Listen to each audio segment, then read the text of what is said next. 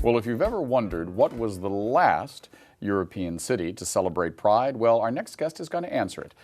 The answer is Prague, and our guest is Czeslaw Walek. Welcome. Thank you for having me. So before we get into talking about Prague Pride, tell me about your history. We were joking about how a lot of people who grew up in Mid or Eastern Europe have a very complex identity. Tell me about yours, your family, and...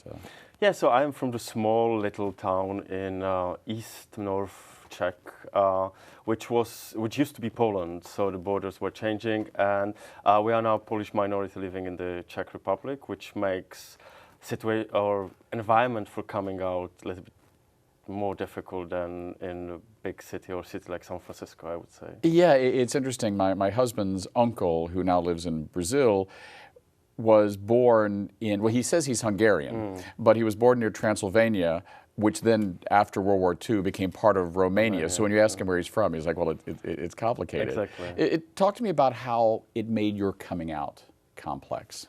Well, the community is really small. There is 30,000 people. Everybody knows everybody. So there's lots of gossips, lots of expectations how you should behave, and obviously because it's a minority, there is a lot of nationalism there. So when I came out to my parents, they said, "Okay, well, be gay in Prague, but here, don't bring it here to our place." And then when I actually started to do Prague Pride, I didn't really realize that it will be something that I will be on camera and in news and so on.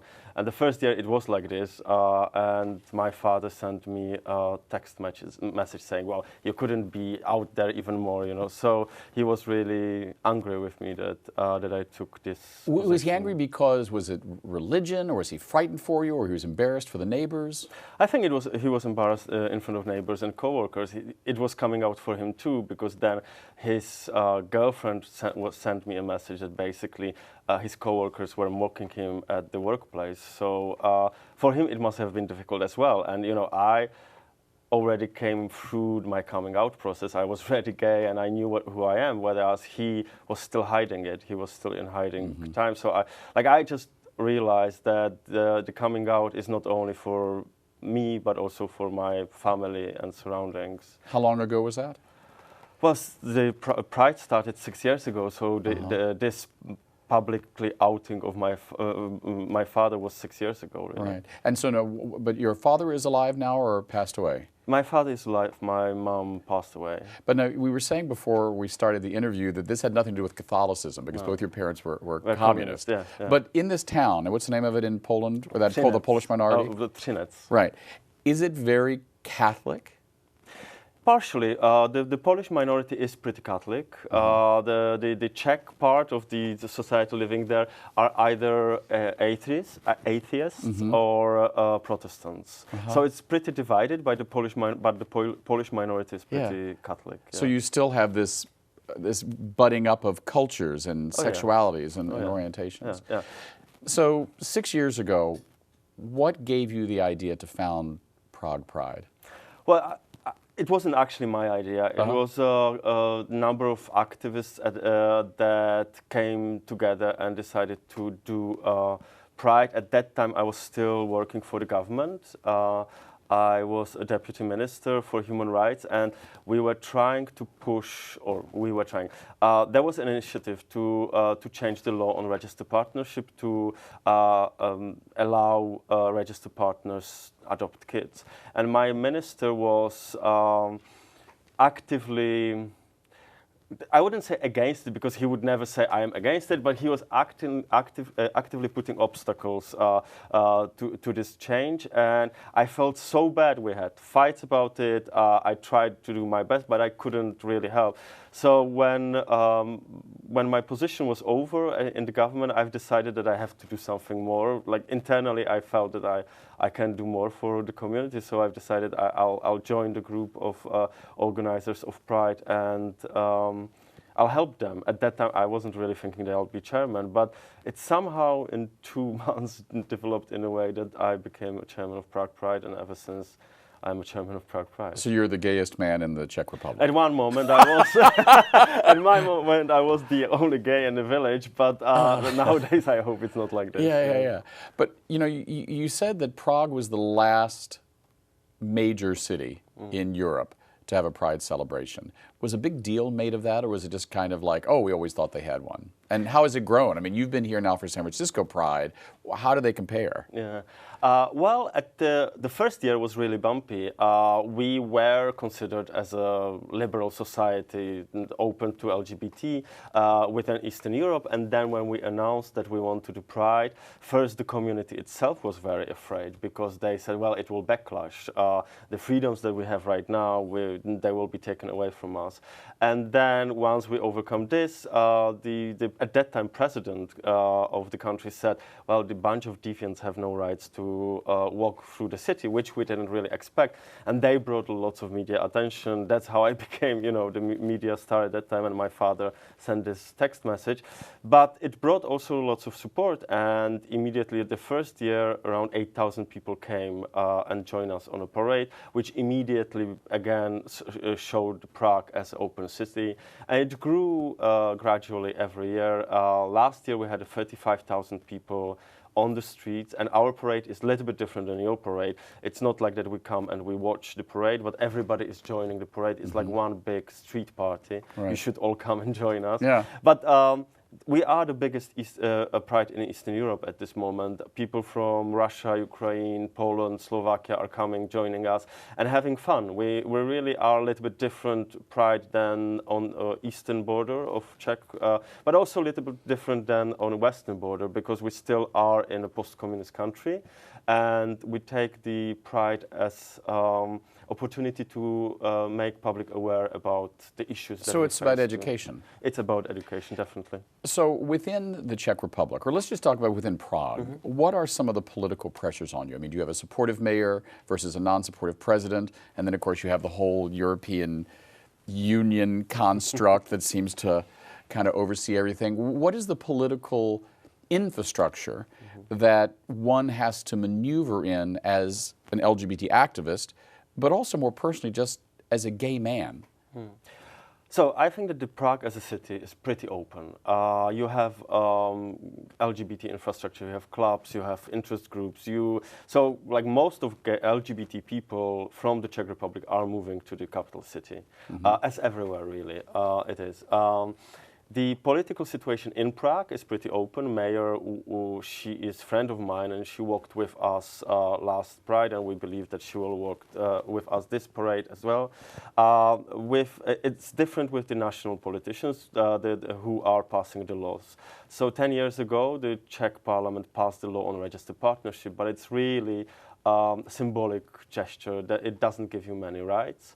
And then when you go deeper, the relations are still unequal. So we are starting to push for marriage equality.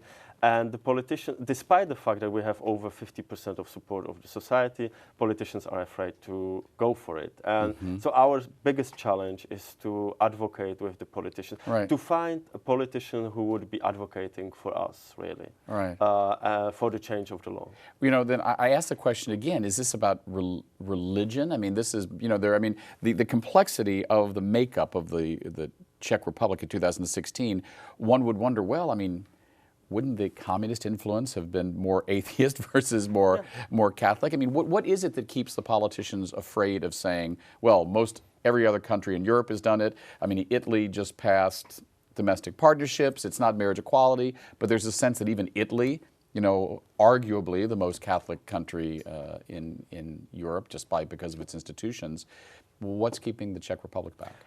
Well, Italy passed law that we have already for 10 years, so you just have to.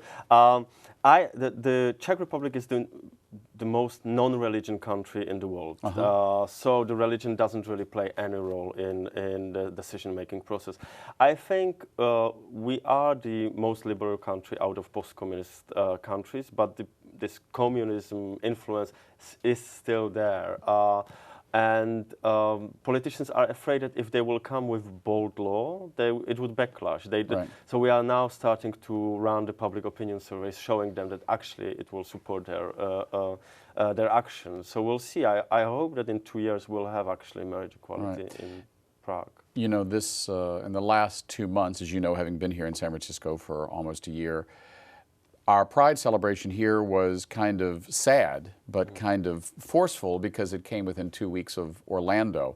I think a lot of us, myself included, thought after last year's, for United States standards, landmark marriage equality law that, boy, we've won it. And the next thing you know, 50 people are killed in a gay club. And there's still a lot of controversy of was it a gay attack or not. You know, I'll leave that for other people. But in this current reality, do you ever feel afraid being so out in Prague?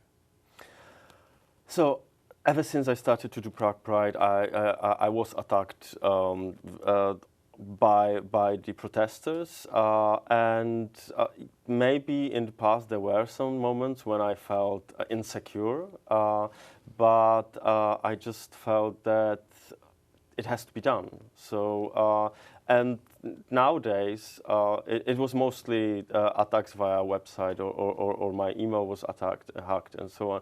And nowadays I think that there is so many activists in Prague doing the things that I'm no longer on a target. But I just believe that there always have to be some face of the movement, because not only because of the community, but the whole society needs some kind of one person that is spokesperson for the for the movement. And at one moment it was me, but no longer. So I'm not afraid anymore. Yeah. Just have a couple more minutes, but I wanted to ask you, what does your husband think of all this? A poor guy. Married to the most famous homo in the Czech Republic. Yeah. When we've met, I think he didn't know who he's like what he's going to. So he's Dutch. We've met in Prague 8 years ago, and yeah, I think it gradually grew. Like at 8 years ago, I wasn't the LGBT activist. It just gradually grew, and I remember first year he was really against me doing Pride, but now he's working alongside with me and supporting everything what I'm doing. So, but I'm sorry for him, because I think he didn't really expect that he will be there.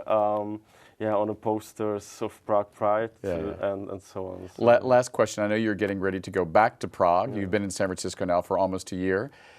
Any parting words for San Francisco? I mean, we like to say we're the most European city in the United States. How have you found your stay here, and what would you like to say to the San Franciscans you met? Well, I love the city, really. San Francisco is a special city for, I would say for everyone, but especially for every gay who is coming here. You have the community that I haven't seen anywhere else. You have a really great welcoming heart for anyone who is coming here and staying. So I'll miss the city very much, and I hope to be returning often. And hopefully we'll see you in Prague. Sure. I'm planning on it. Thanks, Czeslaw, for being with us. Next up, our conversation with Rick Gerharder, for over 40 years documenting our LGBT history here in the United States. We'll be right back.